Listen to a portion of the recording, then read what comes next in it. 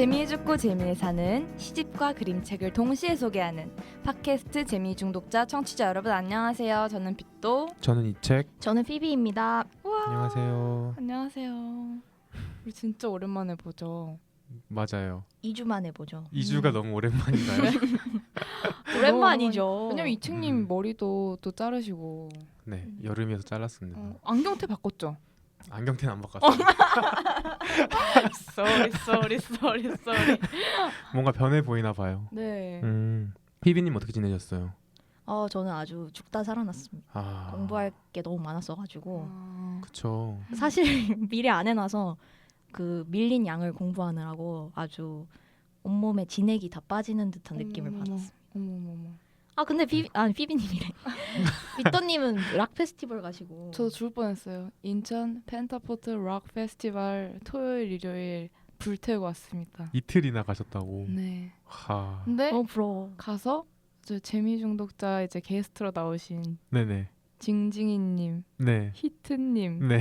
개시민님 네. 그리고 아마데우스님까지 오. 알차게 다 만나고 왔습니다. 역시 재미 중독자 게스트들은 재미를 찾아서 락 페스티벌 놓칠 수 없지. 수 없어. 가보니까 다 있었다.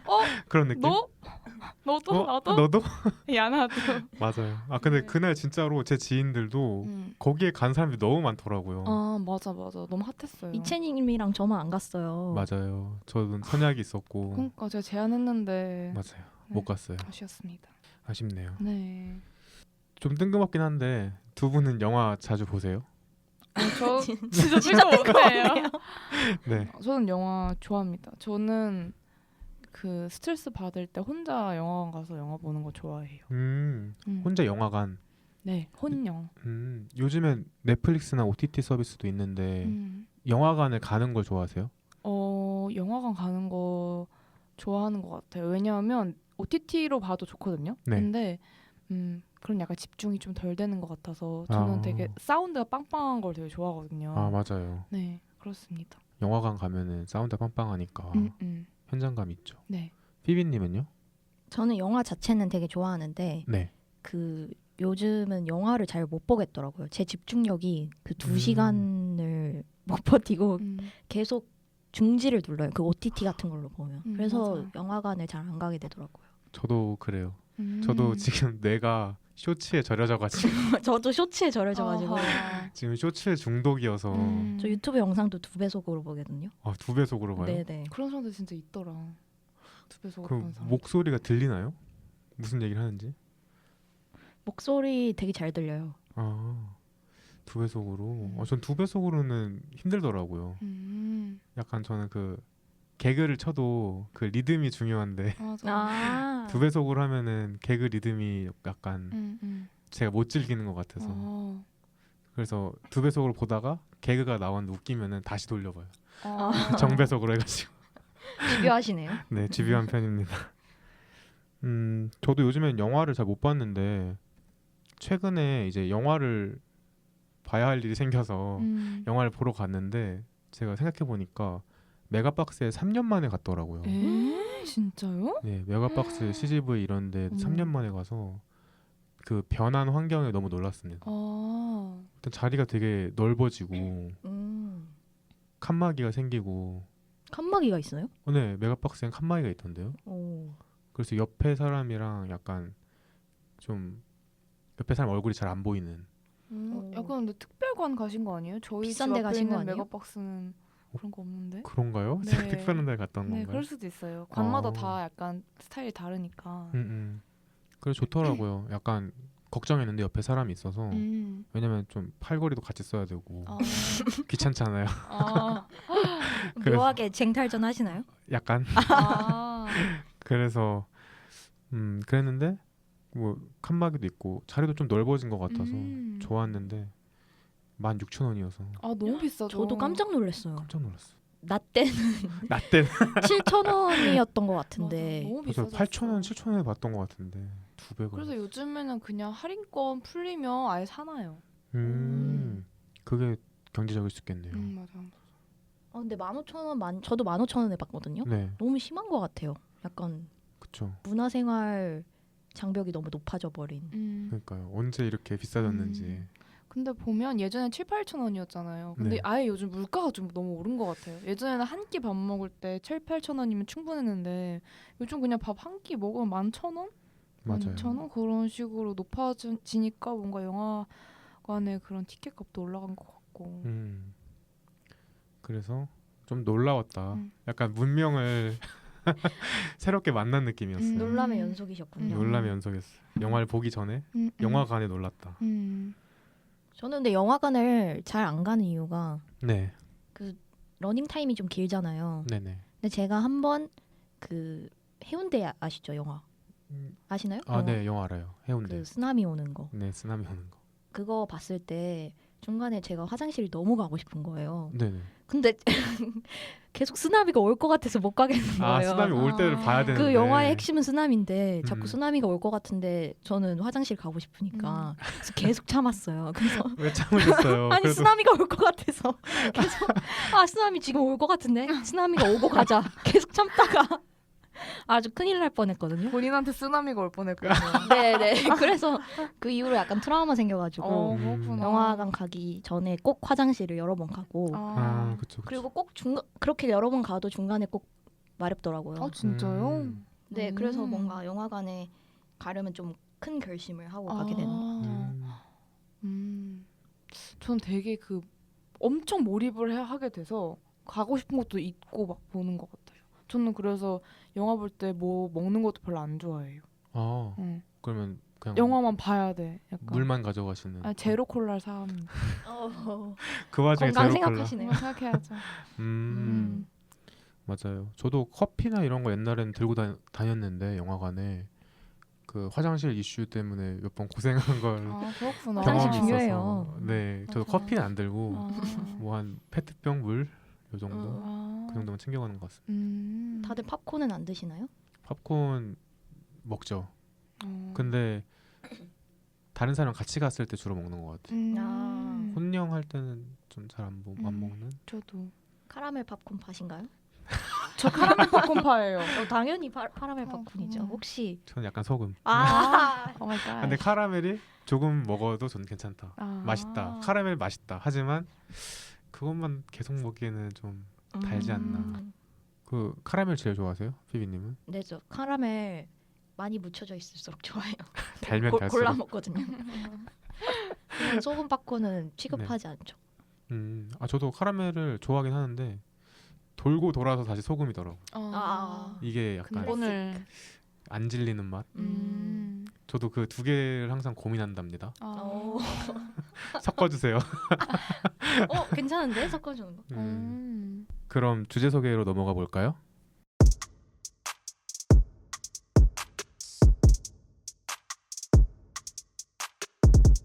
여러분은 빛도, 이책, 그리고 피비가 진행하는 재미중독자 시즌2 18을 듣고 계십니다. 네, 이책님 오늘의 주제가 뭐죠?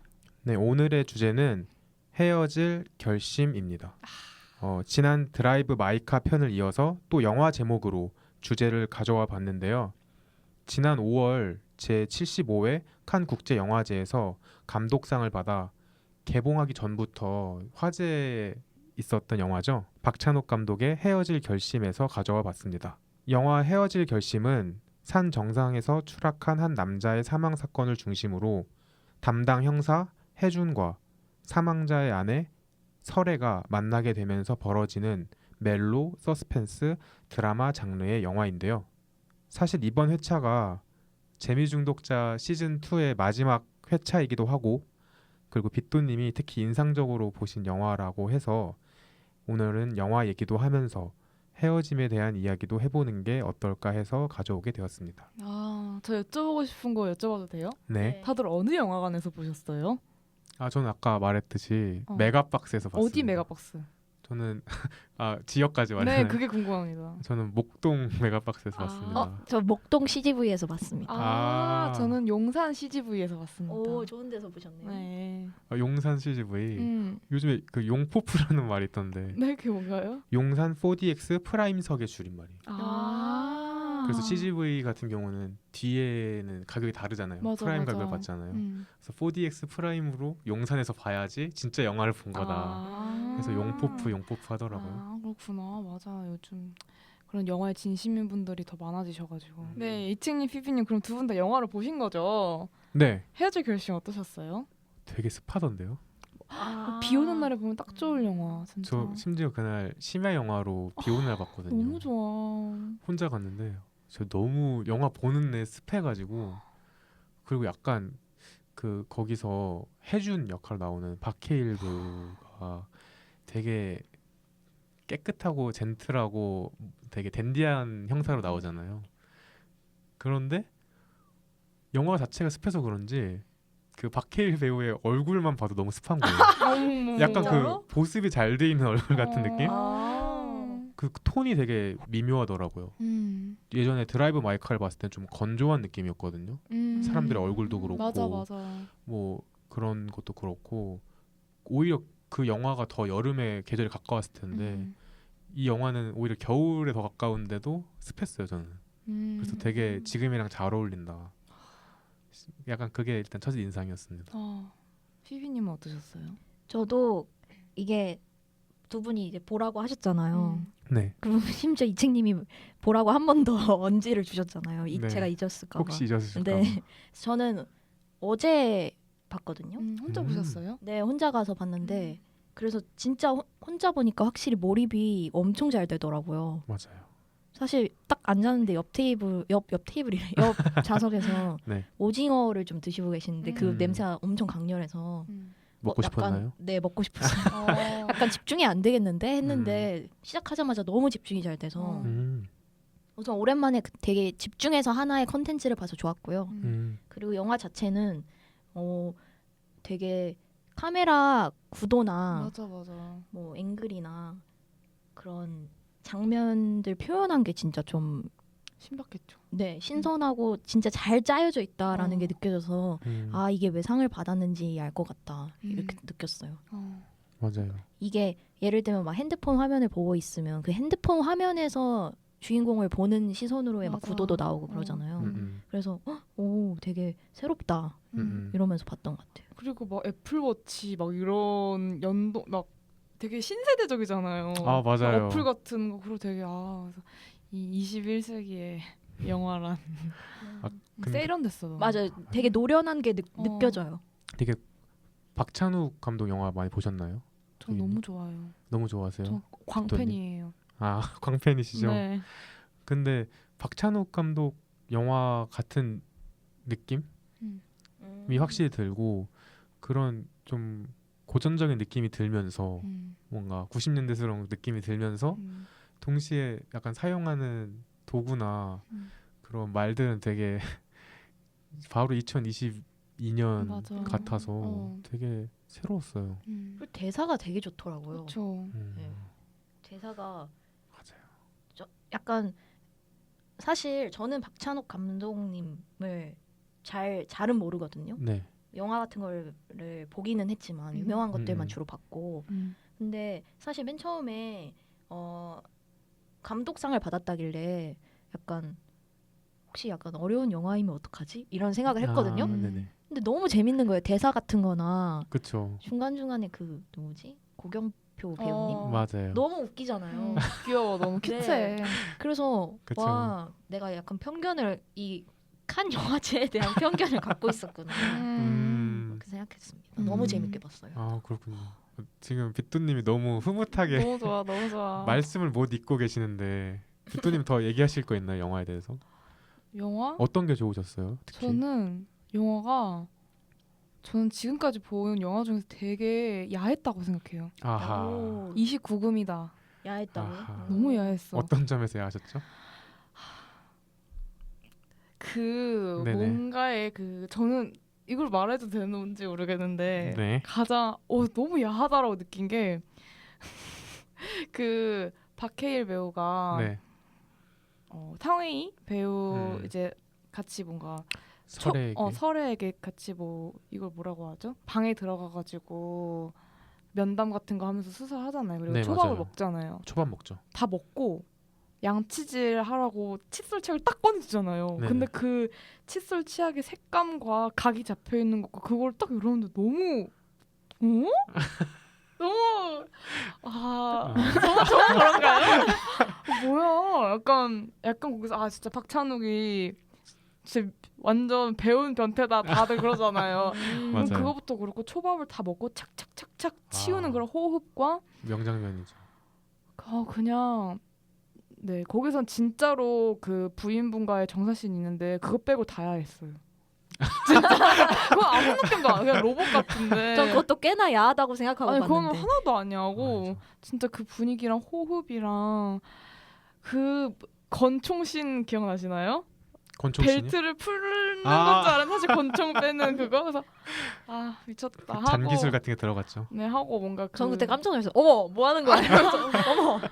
그리고 그 탕웨이 배우가 같이 요리하다 담배 피우는 거. 그렇죠. 그래서 담배를 안 피우게 내려놓으려고 하는 줄 알았는데 그거 뭐였지? 털어주고 털어주는 다시 거였어. 오 마이 물려주는 거. 갓. 오 마이 갓. 그런 지점에서 근데 저는 그런 게 오히려 약간 숨을 조이게 만드는. 저는 약간 이 영화를 빗도님한테 야한 영화다라는 스포를 듣고 가서 그런지 저도 비슷하게 느꼈어요. 그쵸. 특히 처음 느꼈던 게 그 초밥씬 착착착 맞아. 정리하는데 와 이거는 진짜 박찬욱이구나. 음. 박찬욱 아니면은 한국 맞아. 영화에서 그렇게 만든 사람이 누가 있을까 맞아. 싶더라고. 그리고 약간 여담인데 오늘 이제 빡센님이랑 어제였어요. 어제 빡센님이랑 이제 대화를 하다가 네. 게스트로 이제 나왔던 빡센님.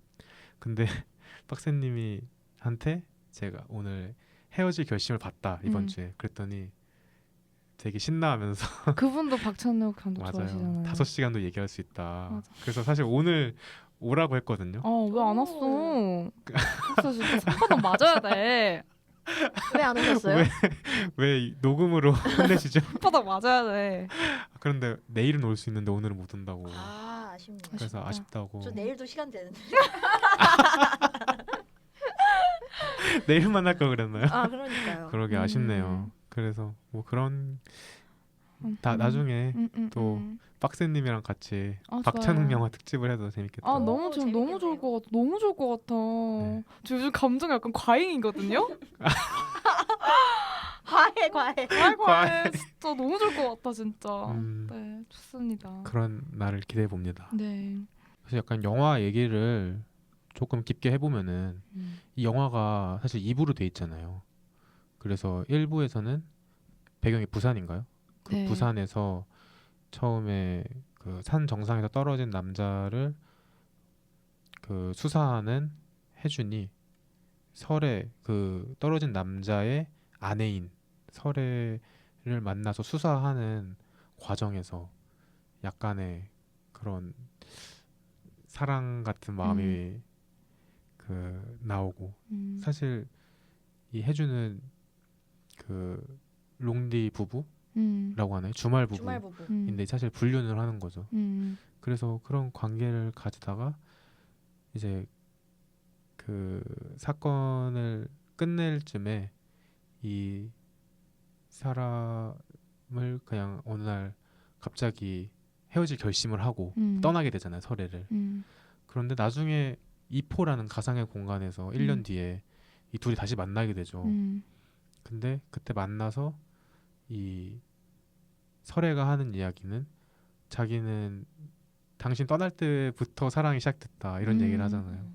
그래서 저는 이 영화를 보면서 그 둘의 엇갈림이 되게 인상적이었던 것 같아요. 혜준은 사실 헤어지기 직전까지 뜨겁게 사랑하다가 헤어지고 나서 다시 자신의 삶을 찾으러 갔고 설애는 오히려 혜준이 딱 떠나고 나서부터 혜준을 그리워하게 되는 약간 이런 아이러니. 그래서 약간 그런 질문을 해보고 싶었어요. 좀 광범위한 헤어짐이라는 의미에서 두 분은 헤어짐에 대해서 보통 어떤 반응을 하시는지. 혜준처럼 뭔가 그냥 지금 현재에서 되게 사랑을 하다가 뭔가 헤어질 결심이 들면은 딱 뒤돌아서서 이제 다시는 안 볼 결심으로 떠나게 되는지, 혹은 설애처럼 그냥 지내다가 그냥 사랑을 하다가도 혹은 잘 관계를 맺다가도 오히려 헤어지고 나서 그 사람을 더 이상 안 보게 되고 나서 새로운 감정들이 생기고 약간 미련이 생긴다고 해야 되나요? 그런 편이신지 그런 감정의 속도가 어떻게 다른지. 휘비님은 어떠세요? 저는 우선 설에는 확실히 아닌 것 같고요. 근데 저는 헤어짐을 되게 못하는 편이거든요. 헤어짐을 싫어해요. 그래서 제가 어렸을 때 가족 여행 같은 거 가면 네네. 가이드분 계시잖아요. 저번에도 얘기하신 것 같은데. 이거 얘기했나요?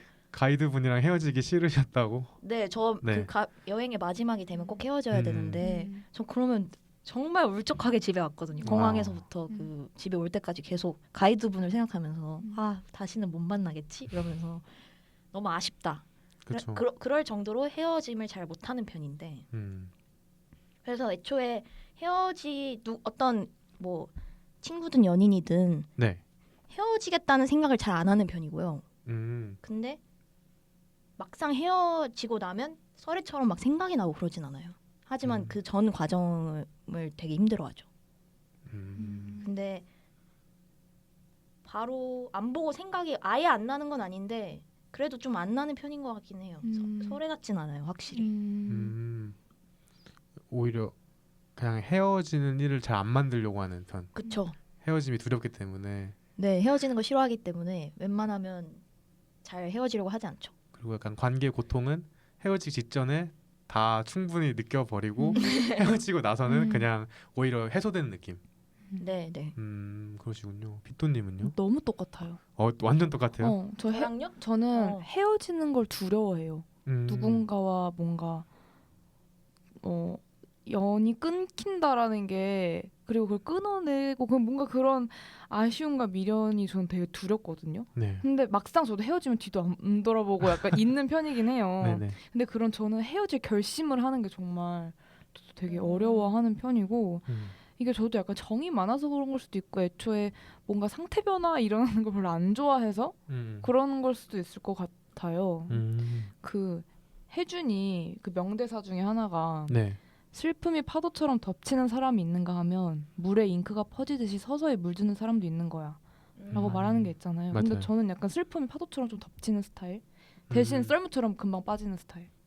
설에는 오히려 잉크처럼 서서히 물들어가지고 점점 퍼지는 것 같고. 오, 그렇네요. 네, 저는 그래서 이것도 과하지. 그냥 확 슬펐다가 확 괜찮아졌다가 하는 것 같아요. 근데 그게 너무 힘들어서 저도 애초에 헤어질 생각을 누구를 안 하고 만나요. 누구 친구든 뭐든. 그래서 관계를 진짜 끊임없이 이으려고 조금 제가 애쓰고 노력하는 것도 있고.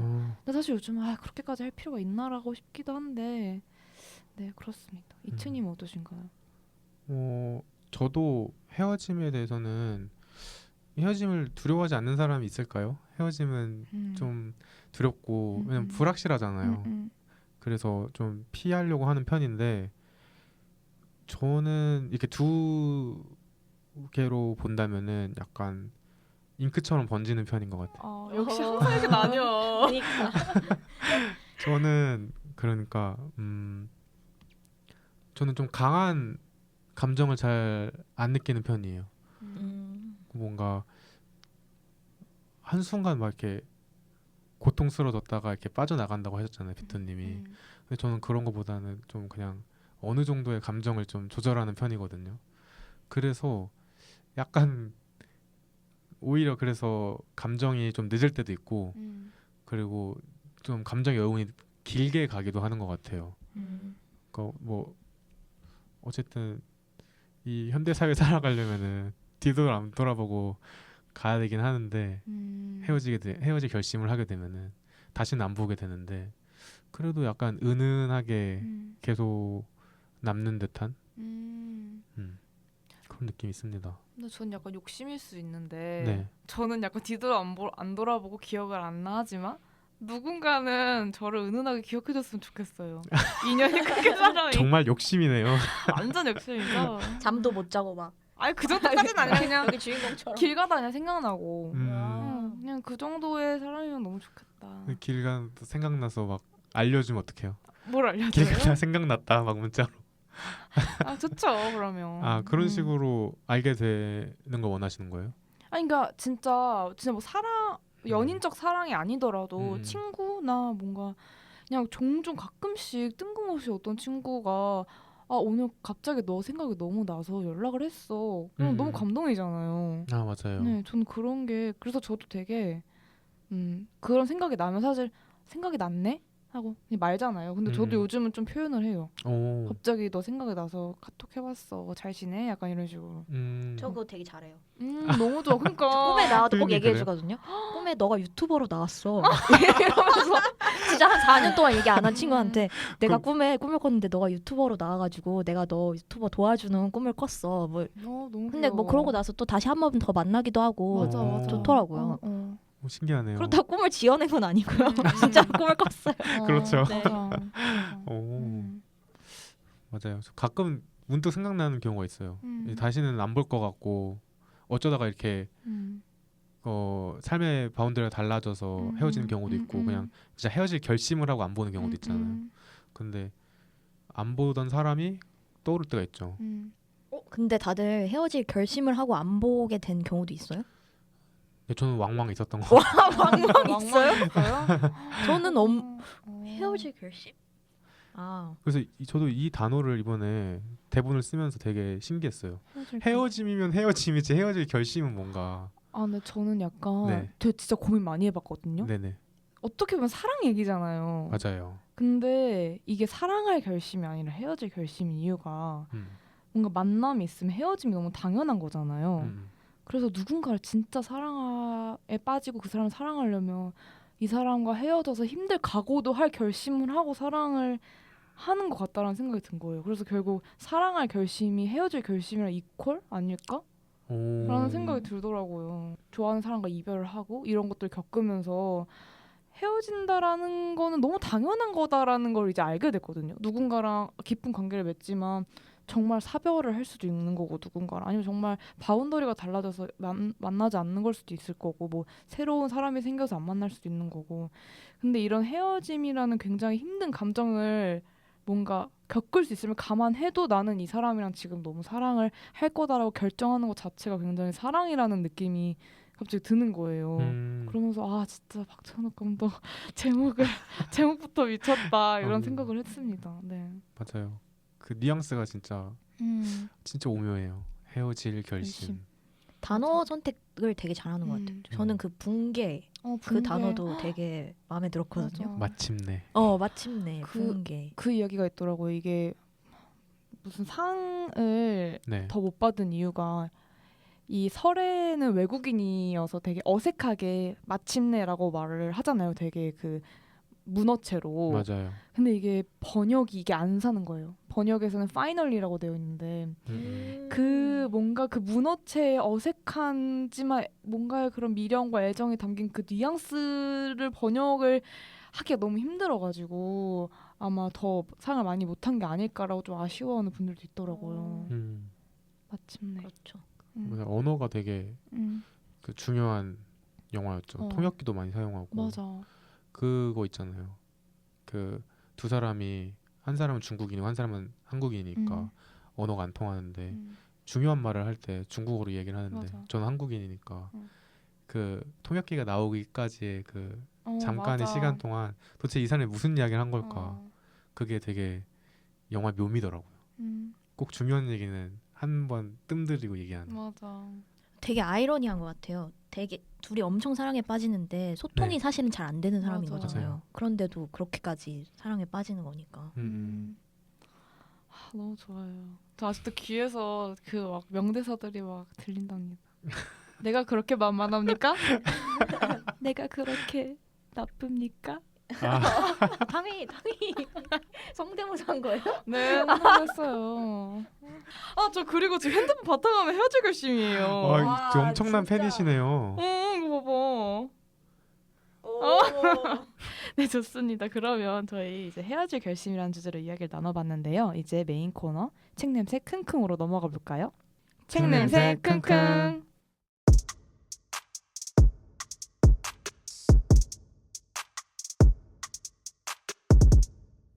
네, 비토님. 네.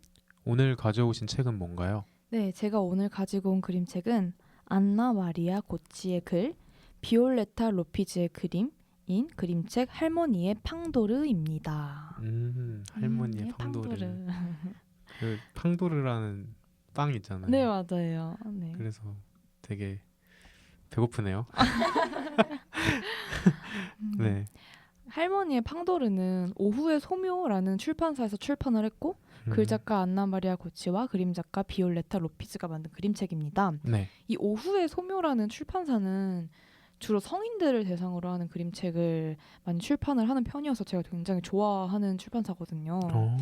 되게 아티스틱한 그림책을 많이 이제 수입을 하세요. 그렇군요. 네, 그래서 여러분도 오후의 소묘에서 출판한 그림책들 한번 기회 되시면 보면 좋겠고요. 네. 네, 안나 마리아 고치 작가님은 이탈리아 출신으로 소설가이자 극작가로 활동하시고 평소에 신화, 전설, 민속 전통 같은 이런 분야에 되게 관심이 많으셔서 문화 기획이랑 워크숍 같은 것도 되게 활발하게 하신다고 해요. 네. 또 이제 비올레타 로피즈라는 그림 작가분은 스페인 출신 작가분인데 저는 잘 몰랐는데 되게 엄청나게 유명하신 분이더라고요. 2016년 국제 일러스트레이션 비엔날레 일러스트레이트 부분에서 그랑프리를 수상한 작품인 마음의 지도라는 책의 저자이시기도 하고 너무 많이 상을 받으셨고 또 이 마음의 지도라는 책도 오후의 소묘에서 또 출판을 했습니다. 그리고 오늘 제가 소개해드릴 그림책은 네. 이 두 분 작가분이 콜라보를 해서 제작한 2019년에 출간한 할머니의 팡도르입니다. 그리고 아까 이책님께서 말씀해주셨다시피 네. 팡도르가 빵인데 네네. 이탈리아에서 크리스마스 때 먹는 빵이에요. 저는 크리스마스 아니어도 팡도르를 되게 즐겨 먹거든요. 그 팔각형 모양의 빵인데 맞아요.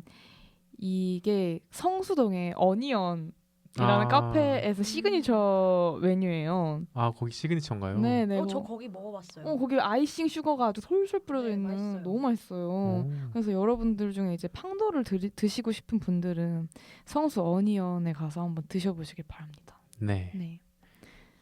그러면 저는 이제 군침을 한번 삼키면서 할머니의 팡도르 줄거리 소개해드리겠습니다. 네, 줄거리 소개 부탁드립니다. 네. 눈 덮인 마을 한켠에 홀로 살아가는 할머니가 있었습니다. 굉장히 고독하고 조용한 삶이었기 때문에 할머니는 죽음마저 자신을 잊었다고 생각하죠. 그럴 때마다 할머니는 베이킹을 하며 하루하루를 보냈습니다. 그리고 크리스마스가 다가오던 어느 날, 죽음의 사신이 예상치 못하게 할머니를 찾아옵니다. 할머니는 죽음의 사신에게 자신은 아직 갈 시간이 아니라며 잠시 기다려 달라고 부탁하죠.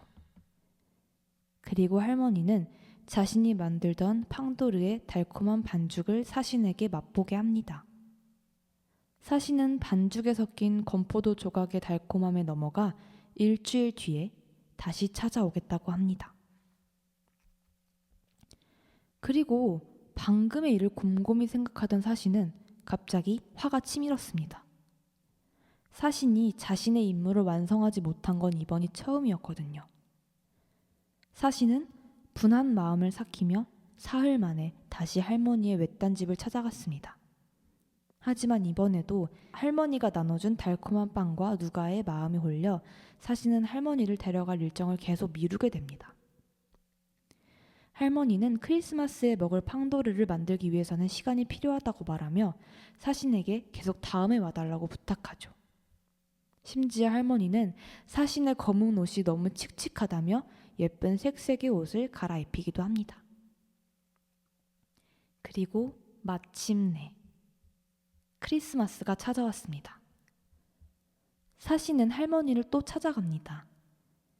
할머니는 사신을 반갑게 맞이하고 그동안 준비했던 크리스마스의 팡도르를 사신에게 맛보게 하죠. 사신은 두 눈을 감은 채 팡도르의 달콤한 맛 속으로 빠져듭니다. 다시 눈을 떴을 때 사신의 눈앞에 할머니가 있었습니다.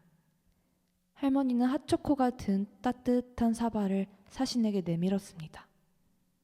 달콤한 김이 사신의 눈앞을 뿌옇게 흐렸습니다. 사신은 이렇게 생각합니다. 이제 무슨 수로 임무를 수행해야 할까? 사신은 더 이상 할머니를 데려갈 자신이 없었습니다. 때 할머니는 자신의 앞치마를 풀고 사신에게 이렇게 말합니다. 이제 갑시다. 그렇게 마침내 할머니는 사신과 함께 외딴 집을 나서 강 너머로 사라졌습니다. 네, 빗돈님 그림책 줄거리 소개 감사합니다. 네, 일단 헤어질 결심 영화를 보고 네. 저는 이 할머니의 팡도르가 곧바로 생각이 났어요. 그래서 제가 되게 그림책 빨리 보내드리지 않았나요 이번에? 맞아, 이번에 좀 빠른 편이었어요. 맞아요. 원래 되게 고민을 진짜 많이 하는데 이번에는 이거 딱 해야겠다라는 생각이 들었고요.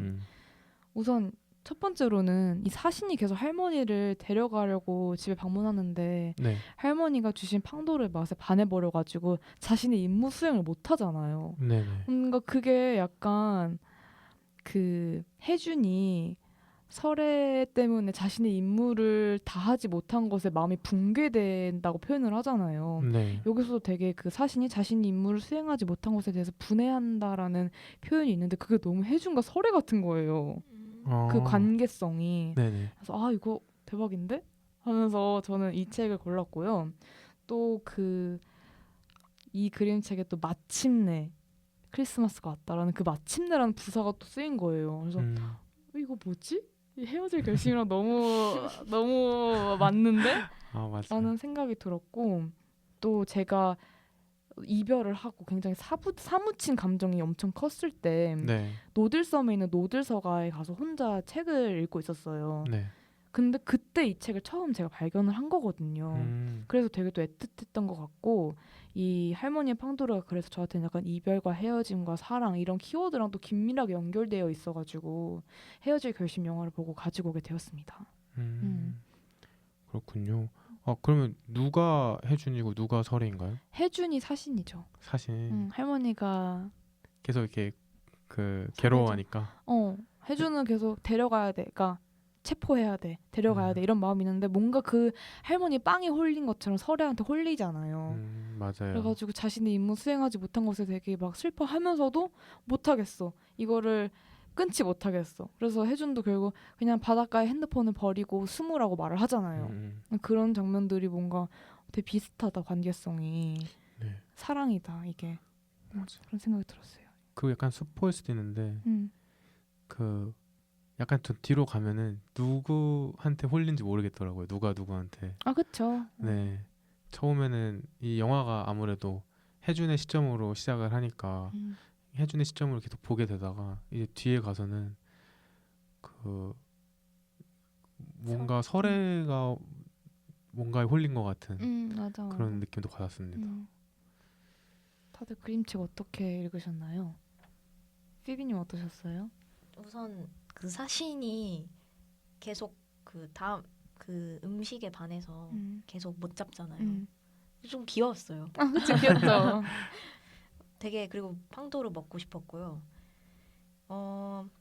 근데 그 팡도르 때문에 못 잡는 게 좀 아무리 생각해도 귀여워요. 그리고 또 하나 든 생각은 빗도님이 약간 죽음과 관련된 컨텐츠를 참 좋아하신다. 맞아요. 좋아해요. 이걸 느꼈고요. 왜냐하면은 사실 잡으러 가는 게 그 이제 죽음으로 인도하려고 하는 거잖아요. 네. 그래서 헤어질 결심이라는 주제에 대해서 이 그림책을 골라오신 이유가 혹시 헤어질 결심을 약간 죽음으로 빗대서 생각을 하신 건가? 이렇게 생각도 했어요. 근데 아예 다른 이유로 가져오셨네요. 네, 그런데 그렇게도 해석할 수 있을 것 같아요. 근데 할머니가 되게 정말 따뜻한 것 같아요. 그 이제 죽음과 함께 가기 전에 아이들을 위해 계속 팡도르를 만드시고 그리고 사신이 굉장히 시무룩해하고 붕괴하니까 이제 가야 할 시간이라는 것을 스스로 받아들이고 가잖아요. 그래서 할머니 진짜 따뜻하다. 나도 저 팡도르 할머니 집에 가가지고 먹고 싶다. 할머니랑 친해져가지고. 거예요? 먹고 싶은 거예요? 아니 할머니랑 친해지고 싶다. 할머니한테 가가지고 막 같이 지내고 싶다. 뭐 이런 생각했어요. 맞아요. 저도 처음에는 할머니가 자꾸 꾀를 부리시네. 아니 딱 눈치채고. 깨돌이네. 맞아요. 이렇게? 눈치채고 사신이 나 너무한 거 아니에요? 데리고 가려고 하니까 자꾸 뭘 먹이네. 그런 아. 생각을 들었는데 나중에 알고 보니까 뭐 아이들 위해서 크리스마스까지 이렇게 계셔 주셨던 거고 그리고 마지막에는 사신의 이런 그 직무까지 배려해가지고 그래 너도 이제 할 일 해야지 내가 너무 너를 그 괴롭혔다 하면서 같이 가주잖아요. 그런 따뜻함, 사려 깊음 그런 게 이제 굳이 이렇게 막 티내고 나 이렇게 해야 되니까 이렇게 된 거야 이렇게 설명하는 게 아니라 그냥 이렇게 몸으로 배어 있는 캐릭터여서 되게 좋았고요. 할머니라는 캐릭터가. 그리고 오늘 이게 이번이 처음인가요? 그 그림 작가랑 글 작가가 달랐던 게 저번에도 한번 저번에 낭독 콘텐츠 때도 아. 달랐었는데 맞아요. 저는 사실 되게 맞춰서 가지고 오려고 했는데 되게 좋은 그림책들이 또 많아가지고 네. 이제 내용에 좀 초점을 맞춰가지고 네네. 뭔가 설명을 하거나 말씀드리면 되게 좋을 것 같다라고 생각해서 이번에도 좀 다른 작가를 갖고 와봤어요. 다른 그림책을. 네. 네. 저번에는 낭독으로 주로 들어서 그런지 그 그림이랑 매치는 잘 못 시켰던 것 같은데 이번에는 그림책으로 읽으니까 좀 확실히 다르더라고요. 그 그림 작가님이랑 글 작가님이 따로 있으니까 이 약간 이 어긋나는 지점이 좀 전 재밌었던 것 같아요. 어떤 점이 어긋났다 생각하세요? 그러니까 여기 되게 글이 많잖아요. 다른 그림책에 비해서. 맞아. 그런데 여러 스토리가 진행되고 막 빵을 여러 가지를 굽고 그러시는데 이 그림은 되게 추상적으로. 나 되게 추상적이죠. 그러니까 빵이 안 나오네. 빵이 한 번도 안 나와요. 빨간색 솥이 나오고 아니면 빨간색 그 동그라미 같은 게 이제 약간 요리나 빵으로 좀 은유되어서 나오는 것 같은데 그런 것이 약간 어긋나는 지점 그리고 중간에 아이들이 언급이 되는데도 아이들이랑 같이 먹었다는 묘사가 나오지만 아이들은 등장하지 않고 저는 이게 약간 결국 이 그림책의 중요한 지점이 할머니와 이 사신의 이야기인 것 같아서 아이들을 일부러 그 빼지 않았나 싶기도 했고 뒤로 갈수록 그림책에 빨간색이 엄청 많아지잖아요. 맞아. 그게 약간 할머니가 주는 사신에게 주는 사랑 같은 느낌이어서 맞아. 이거를 그러니까 기존에는 한 작가님이 그림이랑 스토리를 둘 다 생각해서 한 번에 보여주는 느낌이었으면 이번에는 글 작가님이 그리고 그 생각을 한 거를 그림 작가님이 한번 해석해서 그리고 그걸 제가 다시 본 느낌이었어요. 좋다. 그것도. 그래서 뭔가 레이어가 더 생겨서 또 새로운 그림체를 보는 재미였답니다. 맞아. 그리고 되게 사신이 우리가 생각한 사신의 모습이 아니잖아요. 약간 맞아요. 등치가 약간 있고. 괴상하죠. 약간 네. 가오나시 그런 느낌이에요. 아 맞아요. 저도 맞아. 생각했어요. 그리고 뭔가 여기서 표현이 그 할머니가 결국 그 강 너머로 사라졌다고 되어 있는데 네. 그림에서는 사신의 몸속으로 들어가잖아요. 맞아요. 그냥 그런 것과 할머니도 되게 독특하게 생겼어요. 작고 엄청 작고. 처음에 되게 얼굴이 길쭉하셔가지고 놀랐어요. 그렇죠. 얼굴 길쭉하시고 뭔가 두건 같은 걸 쓰고 계신 것 같기도 하고. 맞아. 근데 할머니가 처음에 죽음이 나를 잊은 게야 하잖아요. 네. 자신이 죽지를 않은 나이가 많음에도 불구하고 죽지를 않으니까. 근데 중간에서는 계속 빵을 만드시면서 사신 보고 기다려달라고 하고 그리고 마지막에는 그래도 이제 가야 할 시간인 걸 받아들이고 가시잖아요. 그래서 저는 그 마지막에서의 이 할머니의 마음이 어땠을까가 좀 궁금한 거예요. 저는 처음에 그 죽음이 나를 잊은 게야. 그리고 할머니는 외딴 집에 혼자 살면서 매일 고단한 날들을 보냈어요. 이 문장을 보고 할머니가 이제 연로하셔서 이제 좀 생을 끝내고 싶으신 마음이 있으신가? 네. 너무 반복되는 그런 고단한 삶에서 이제 나도 이제 가야 할 때가 아닌가를 가야 할 때가 아닌가를 생각하시는 줄 알았는데 중간에는 이제 뭐 만드시느라 가지 않으셨고 마지막에는 딱 앞치마를 내려놓고 가시니까 그때의 마음은 어땠을까? 진짜로 딱 받아들이게 됐을 때 정말 딱 결심, 그 헤어질 결심처럼 삶과 헤어질 결심을 딱 하고 가시는 건지 아니면 좀 후련한 마음이실지 아니면 뭔가 아쉬움일지 그게 되게 궁금하더라고요. 맞아요. 그 티비님 얘기를 들으니까 딱 그 첫 장의 글들이 생각나더라고요. 그 글을 보면은 강에서 피어오른 물안개가 소리 없이 모든 것을 삼켰고 그 모습을 지켜보는 일은 할머니의 유일한 낙이었어요. 이렇게 나오는데 어떻게 보면 사신이 오기 전까지 할머니는 그냥 집에만 있고 그런 외로운 존재였던 거죠. 그런데 사신이 오고 나서 약간 그런 사신이 오고 나서 뭔가 빵을 만들고 사신에게 주는 거를 보면은 약간 이 둘의 관계로 보게 되면은 앞에서는 약간 할머니가 베푸는 거에 초점을 뒀다면 이번에는 할머니의 마음에 초점을 두게 생각을 하면은 사신이 되게 고마웠을 것 같아요. 자기가 약간 모든 사람한테 잊혀지고 그냥 자연을 보는 게 유일한 낙이었는데 사신이 와줘서 그래도 자기한테 말을 거니까 거기서 뭔가 자꾸 주고 싶었고 오히려 사신이랑 더 얘기하고 싶어서 계속 새로운 빵을 만드는 마음도 있지 않았을까? 네, 왜냐면은 이런 묘사를 보고 뒤에 아이들이 나오는 거 보면은 처음에 사신이 왔을 때부터 아이들을 생각하진 않았을 수도 있겠다는 생각이 들어요. 뭔가 사신과의 관계가 더 중요해서 아이들도 이렇게 베풀게 되고 그런 게 아니었을까 생각도 하게 되네요. 할머니는 오히려 더 이렇게 사신과 더 있고 싶었지만 그래도 약간 섭섭하게 가셨을 수도 있겠다. 그런 마음을 약간 사신 몸속으로 들어가는 걸로 표현하지 않았을까라는 생각도 들었어요. 좋네요. 그 뭔가 내가 함께 있을게 에르부르 작가님 것도 죽음에 관련된 거잖아요. 네. 거기에 사신과는 약간 느낌이 다른 사신이어서 웃겨요. 그러니까 그 사신은 약간 MBTI를 따지자면 T의 느낌이고 네네. 여긴 약간 F의 느낌인 것 같아요. 되게 잘 시무룩해지고. 심을 그리고 약간 저는 이 장면이 되게 아름답다고 느낀 게 데려가야 될 사람인데 이 사람이 주는 사랑이 너무 과분해서 이게 어느 장면에 되게 그 할머니가 준 사랑이 너무 과분해서 사신이 쓰러져 있고 할머니가 그 위에 올라와 있는 그런 그림이 있어요.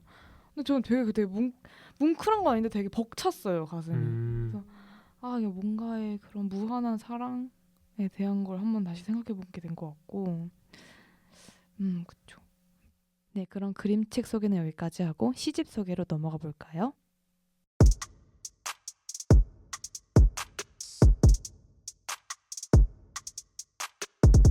네, 이책님 오늘 가지고 온 시집은 어떤 시집이죠? 네, 저는 오늘 시집이 아니라 시 한 편을 가지고 왔는데요. 제가 가져온 시는 송승헌 시인의 굴이라는 시입니다. 네, 오늘도 짤막하게 시인님 소개 시작할게요. 네. 송승헌 시인 2011년 현대문학으로 작품 활동을 시작. 시집으로는 철과 오크, 사랑과 교육이 있다. 2016년 제17회 박윤환 문학상을 수상하였고 많은 앤솔러지 시집과 산문집에 참여하였다.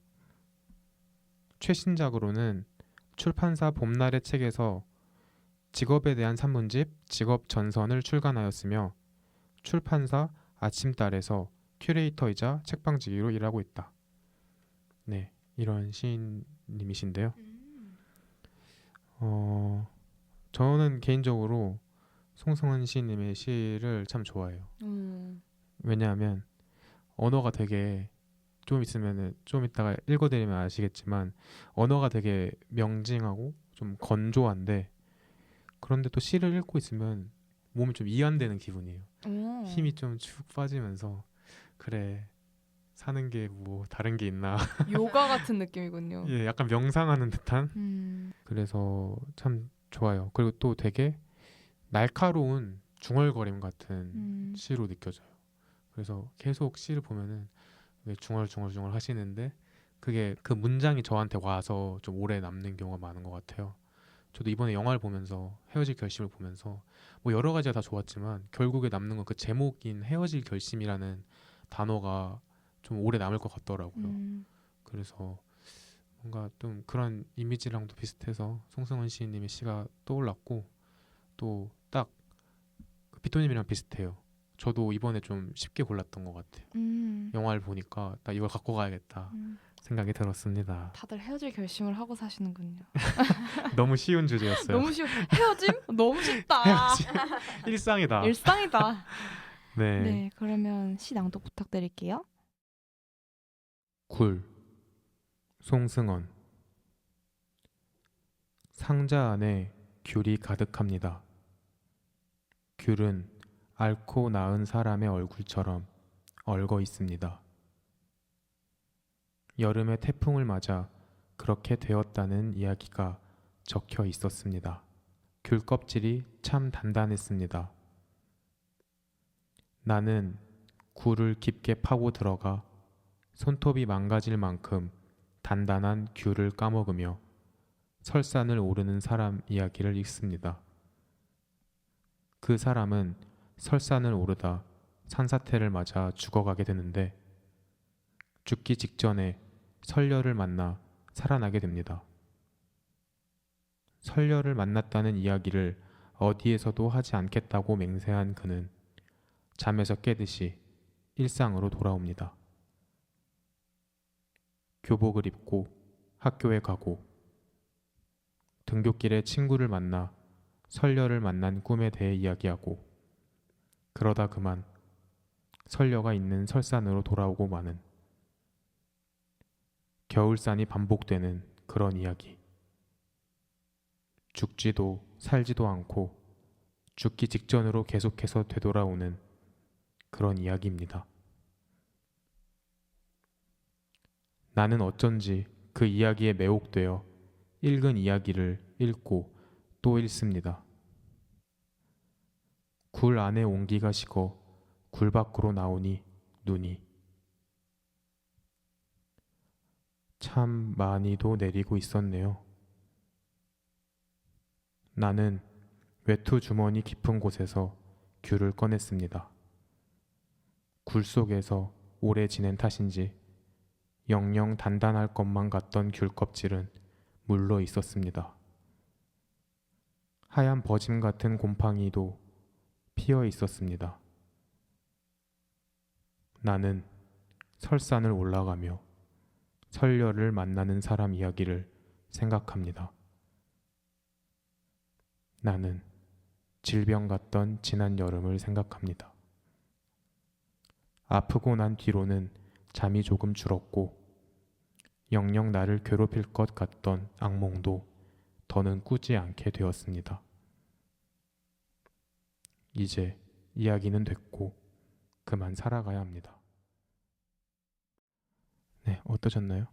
약간 우리가 맞춰서 가져온 건 아닌데 네, 오늘 여름이잖아요. 맞아요. 지금 밖에 엄청나게 폭우가 내리고 있어서 다들 집에 갈 걱정을 하고 있을 정도로 많이 오는데 네, 저도 크리스마스를 배경인 뭔가 눈, 설산 그런 배경의 그림체를 갖고 와서 여름에 이런 걸 가져와도 괜찮겠지 하고 가져왔는데 네, 뭔가 이책님께서 가지고 오신 이 송승헌 시인의 굴도 설산과 설녀, 귤을 까먹는 것 이런 것들이 다 뭔가 눈과 겨울 추운 이미지와 관련이 있잖아요. 그래서 네. 뭔가 되게 공통점이 있다 라는 생각이 반가웠습니다. 그렇군요. 네. 맞아요. 저는 그림책을 보고서 시를 골라오진 않았는데 그림책에도 귤 향기가 난다는 묘사가 많더라고요. 맞아. 그래서 이 시에서도 귤이 되게 중요한 소재로 나와서 맞아. 따로 짜진 않았는데 비슷하네라는 생각을 했어요. 그리고 이게 굴인데 네. 맨 처음에는 그 첫 문장에 계속 귤 얘기가 나오잖아요. 그래서 맞아요. 굴이라고 해서 오타인가 했는데 굴 맞더라고요. 굴 속에서 귤 먹는 얘기죠. 굴귤. 맞아요. 저도 그거 궁금했어요. 귤이 이렇게 많이 나오는데 네. 왜 귤이 아니라 굴로 하셨을까? 그러게요. 네. 그리고 시는 어떠셨어요? 그 이책님이 날카로운 중얼거림 같다고 하셨잖아요. 네. 뭔 말인지 알 것 같아요. 그 설산 굴 안에서 네. 이 주인공이 화자가 나와서 네. 그냥 딱 그 앞에 서서 계속 중얼중얼 하는 얘기를 듣는 느낌인데 그게 다 약간 스토리텔링처럼 딱 명확하게 무슨 말을 하고 싶고 어떤 상황인지가 이해가 돼서 그래서 날카로운 중얼거림이라고 했나 보구나 생각했어요. 그러셨군요. 저도 아까 말씀드린 듯이 이 영화를 보고 나서 이 시가 맨 처음 떠올랐는데요. 저는 이 영화를 봤을 때 좀 인상적이었던 장면이 그 후반부에 설산이 나오잖아요. 막 눈이 엄청 내리는데 그 설산에서 1년 만에 만난 그 설애와 혜준이 같이 막 힘들게 올라와요. 근데 그걸 보고 있으면은 약간 설애가 무슨 짓을 하려는 건가? 약간 무섭기도 하고 그래서 둘의 말 하나하나를 되게 유심히 지켜보게 되는데요. 그래서 그래서 뭔가 그 설애가 약간 이 시에 나오는 설녀처럼 느껴졌던 것 같아요. 그래서 설녀, 외투, 곰팡이 이런 사소한 소재들이 약간 그러네. 겹치는 것 같아서 맞아. 또 막 그 영화를 보면은 또 혜준의 특징이 그 주머니에 딱 정해진 위치에 정해진 물건들을 갖다 놓잖아요. 맞아. 그런 것처럼 주머니에서 귤이 나오는 장면이 인상적이어서 갖고 오게 됐습니다. 아니 그 사람들이 이제 헤어질 결심 보고 박찬욱 감독의 영화에 대해서 되게 심취한 사람들이 막 네. 트위터 이런데 보면 박찬욱 감독이 캐스팅한 여자 주인공들은 예전에 박쥐의 김옥빈 씨도 그렇고 친절한 금자씨 이영애 씨도 그렇고 헤어질 결심의 탕희 씨도 그렇고 약간 다 수족냉증이 있을 것 같은 여성분들 그런 상이라고 다들. 근데 뭐 그쵸. 설녀도 뭔가 수족냉증이 심할 것 같아요. 맞아요. 그런 이미지가 비슷하네요. 맞아요. 수족냉증상. 땀 흘릴 것 같고 그러진 않죠. 손 발 되게 차가울 것 같고 차가울 것 같고. 차가울 것 같아요. 그리고 또 약간 헤어질 결심이라고 하면은 약간 여름에 대한 시는 잘 안 고르게 되는 것 같아요. 맞아. 좀 겨울에 돼야 좀 사랑도 하고 싶고 맞아. 그런 마음 아닌가요? 더우면 아무것도 하기 싫으니까. 맞아. 그래서 가져오게 됐습니다. 아하. 그래서 중요한 질문을 하려고 하는데요. 너무 궁금해. 당장 말해줘요. 두 분은 귤을 좋아하시나요? 겨울에 먹는 귤에 대해서 어떻게 생각하시는지 저는 소견을. 손이 노래질 때까지 먹는데요. 네. 귤 너무 좋아합니다. 그럼 귤이 썩을 일이 없겠네요. 좀. 피비님은요? 저도 귤 아주 좋아하는데요. 네. 제가 절에서 약간 단기 출가 같은 걸 한번 해본 적이 있는데 친구들이랑 단기 출가가 어떤 건가요? 잠깐 행자 생활을 하는 거예요. 스님 전의 단계인 행자처럼 생활을 하는 이야. 건데 그 절에 오는 음식들은 다 되게 최상급의 음식들이 오거든요. 그래서 귤이 정말 맛있는 귤이에요. 그렇군요. 떡도 제가 세상에서 먹어본 떡 중에 제일 맛있었고 귤도 정말 맛있었는데 제가 친구랑 같이 행자 생활을 할 때 네. 귤을 너무 많이 먹어가지고 그 어느 날 제가 친구의 네. 얼굴을 바라봤는데 친구의 얼굴이 너무 노란 거예요. 왜요? 귤을 너무 많이 먹었어요. 친구가 귤을 많이 먹어서? 네, 그리고 저희들의 손은 다 노랗고요. 그래서 진짜 귤 먹으면 노래지는구나. 진짜 노래져요. 귤 많이 먹으면. 에이. 진짜로. 그럼 딸기를 먹으면 빨개지나요? 이 사람아. 그러니까 말이 안 된다는 겁니다. 제 친구 얼굴 봤어야 돼요. 진짜요. 근데 왜 진짜. 귤만 노래지는데요? 오렌지를 먹어도 노래지나요? 저 그때 그 이유 찾아봤었는데. 나 저 지금 찾고 있어요. 무슨 이거 봐요. 실제로 귤을 과다 섭취하면 손과 발바닥, 얼굴이 노래지는데요. 이런 증상은 귤에 들어있는 카로틴 때문입니다. 카로틴은 귤이나 당근 등 황적색을 띠는 채소에 들어있는 색소예요. 띠링. 근데 진짜 제가 당근을 되게 생당근 먹는 거 좋아하거든요. 당근 먹고 솔직히 네. 막 오이 같은 거나 막 물 있는 거, 과일 같은 거 먹으면 좀 손에 묻으면 그냥 몸에 옷에 닦잖아요. 물을. 네네. 당근을 먹고 손에 물이 묻어서 옷에 닦았는데 닦고 거울 봤는데 주황색이 아주 완전 막 흰 티셔츠에 다 묻어 있는 거예요. 그래서 이거 뭐야? 했나 봤는데 알고 보니까 그 당근에서 나온 물이 그렇더라고요. 저희 강아지가 귤을 진짜 좋아하거든요. 네. 걔가 제일 좋아하는 음식이 귤이에요. 그래서 제가 강아지? 하얀 강아지가 그래서 제가 귤을 이렇게 먹고 있으면 옆에서 시선이 엄청 느껴지거든요. 달라고. 네, 근데 보면 침을 이렇게 뚝뚝 흘리고 있어요. 귀여워. 걔가 그게 쉬니까 먹고 싶으니까 침을 뚝뚝 흘리고 있는데 그거를 주잖아요. 네. 그러면 여기 입이 다 노래져요. 여기가 주변이. 맞아. 네. 너무 귀엽다. 귀엽죠. 너무 귀엽네요. 뚝 흘려요? 네, 뚝뚝 흘려서 근데 저는 장난기가 많기 때문에 이렇게 딱 봐요. 이렇게 들고 뭐? 너무 귀여워. 그렇군요. 귤 좋아하세요? 귤 미치죠. 겨울에는 과해 우리 너무. 겨울에는 이제 집에서 누워가지고 귤 까먹는 입을 낙이죠. 뒤집어 쓰고 옆에다 그쵸. 이렇게 귤 쟁반에다 갖다 놓고 먹어야 되잖아요. 그렇죠. 그럼 눈 뜨면 쟁반이 껍질만. 수북히 있고. 네. 너무 좋아. 귤 너무 좋아. 귤 너무 좋죠. 두 분은 좋아하는 과일이 뭐세요?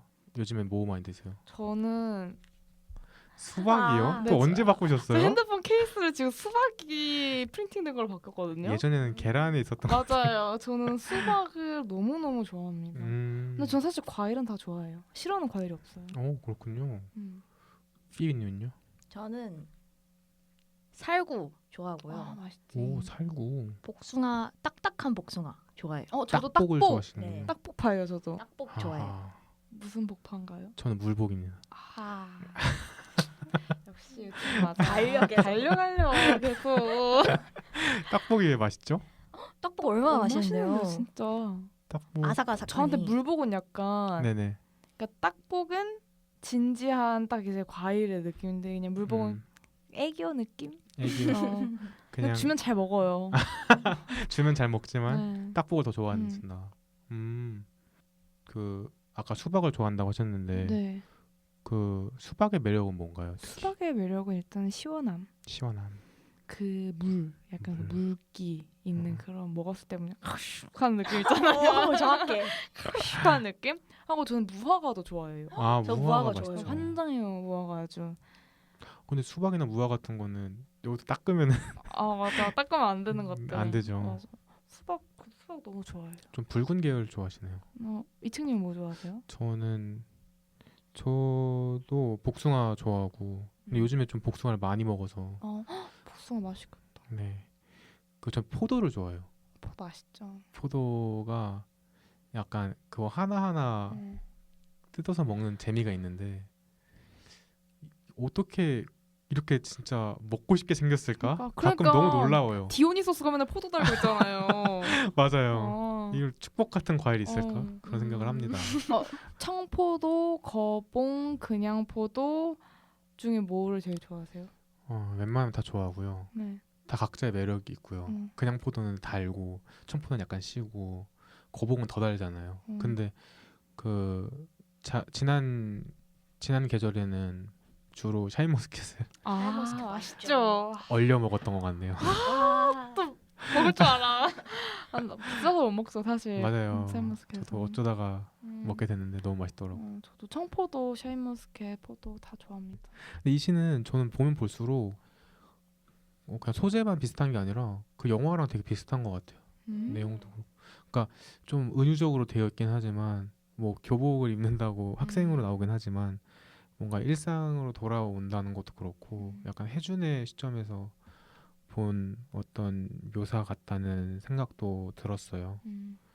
그래서 무엇보다 이 시는 그런 반복되는 설녀의 이야기가 중요한 것 같았어요. 그 꿈속에서 설녀를 만나고 설녀가 누구에게도 이야기하지 말라고 하는데 꼭 꿈 밖에서 이야기를 하잖아요. 그래서 그 벌로 다시 돌아오게 되고. 그러면은 여기서 설녀 이야기라고 하는 건 대체 어디까지일까요? 그러니까 설녀와의 꿈속의 이야기일까요? 아니면 설녀와의 약속을 깨버려서 다시 돌아오는 그 이야기까지일까요? 저는 깨고 다시 이어지는 그 이야기까지인 것 같아요. 아니면 그것이 있나요? 반복되는 것까지 이야기일까요? 소름인데? 그러니까 저는 여기서 알 수 있었던 거는 이야기가 끝이 없다는 것이었고 이야기를 해서 이야기할수록 그게 또 다시 이야기가 되는 그런 경험을 했던 것 같아요. 굴처럼 되게 파도 계속 계속 설녀의 이야기로 계속 끌려가는 느낌이 들었던 것 같아요. 그래서 아마 화자가 이런 것 때문에 병든 게 아니었을까라는 생각도 들고 그래서 마지막 부분에 나는 질병 같던 지난 여름을 생각합니다. 아프고 난 뒤로는 잠이 조금 줄었고 영영 나를 괴롭힐 것 같던 악몽도 더는 꾸지 않게 되었습니다. 이제 이야기는 됐고 그만 살아가야 합니다. 라고 하는 부분을 읽으면은 뭔가 한순간에 확 끝나서 허무한 기분이 좀 들기도 하지만 저는 이 마지막 문장이 머릿속에 많이 남았던 것 같아요. 헤어질 결심이라는 문장만큼 이제 이야기는 됐고 그만 살아가야 합니다라는 문장이 참 이것도 하나의 강렬한 욕망인 것 같아요. 그러니까 사랑이나 관계 그런 환상 같은 것을 얻고 싶다라는 것만 욕망이 아니라 그냥 우리는 그것에서 빠져나가고 싶은 것도 하나의 강한 욕망인 것 같아서 네, 그런 생각이 들었습니다. 그러네요. 진짜 뭔가 빠져나가고 싶은 욕망도 엄청난 그 에너지를 갖고 있는 것 같아요. 약간 스포가 될 수 있어서 여기까지 네, 하겠습니다. 알겠습니다. 네, 좋습니다. 네, 엄청난 걸 스포하실 뻔했군요. 네. 네. 네, 좋습니다. 그러면 네, 이채님의 시 소개 너무 감사합니다. 여기까지 책냄새 킁킁이었습니다.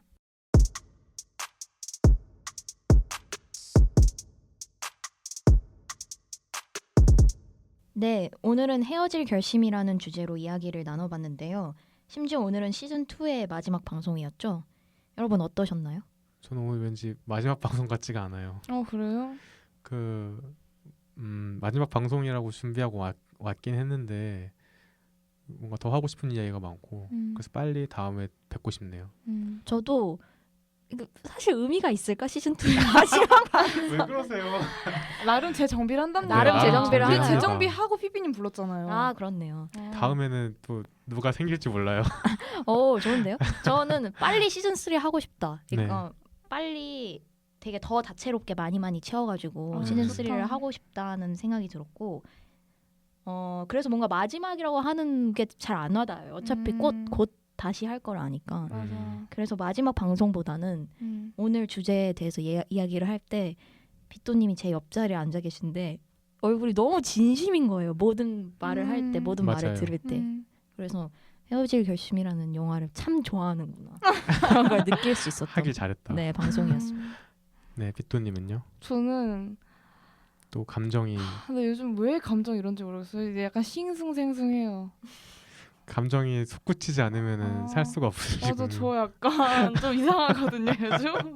아니요, 뭐 네. 그런 시기가 있죠. 네.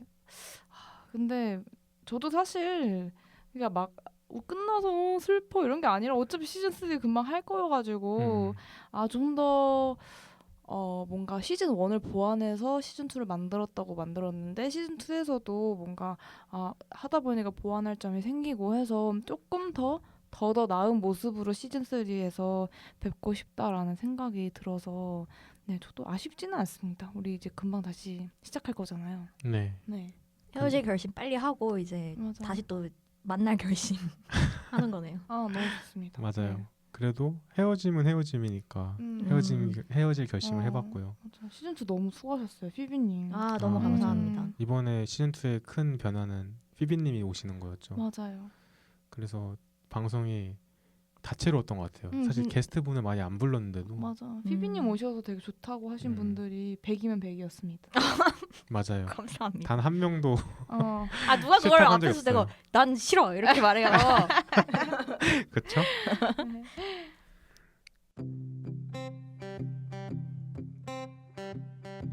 이 세상 사람들이 모두 네, 앞서 얘기한 것처럼 오늘 방송으로 재미중독자 시즌 2의 문을 닫으려고 합니다.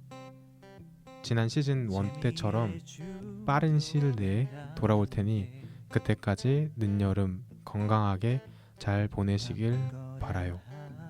그리고 오늘 방송도 댓글창에 소감 부탁드립니다. 시즌 2에 대한 전체적인 소감도 감사하겠습니다. 네, 그러면 오늘 재미중독자는 아니지 시즌 2 재미중독자는 여기까지입니다. 저희는 시즌 3에서도 마침내 좋은 방송으로 돌아오겠습니다. 그럼 하나, 둘, 셋. 시즌 3에서 만나 용가리 끝. 와, 수고하셨습니다.